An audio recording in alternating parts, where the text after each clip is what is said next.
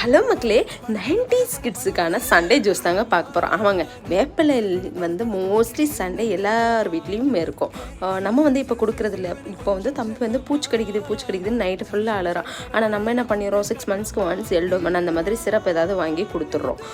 இந்த மாதிரி இருக்கிறதுனால நம்ம வந்து இந்த வேப்பிலை ஜூஸ் எல்லாம் கொடுக்குறது அப்படி கம்மியாயிடுச்சு. ஆனால் நம்ம சின்ன வயசாக இருக்கும்போது நமக்கே தெரியும், எல்லா சண்டையும் நம்ம பின்னாடி ஓடிட்டே இருப்பாங்க நம்ம அம்மா. அதே மாதிரி சரி தம்பிக்கு அடிக்கடி பூச்சி கடிக்குதுன்றால நம்ம வேப்பிலை கொடுக்கலான்னு சொல்லிட்டு நானும் இன்னைக்கு வேப்பிலை ஜூஸ் பண்ணி கொடுக்கறதுக்கு ட்ரை பண்ணேன். அவன் அப்படிதான் ஓடி ஒழிஞ்சிட்டே இருந்தான். ஃபைனலாக எப்படினாலும் குடிச்சுதாண்டா ஆகணும் அப்படின்னு சொல்லிட்டு தம்பியை வந்து ஒரு வழியாக குடிக்க வச்சாச்சு.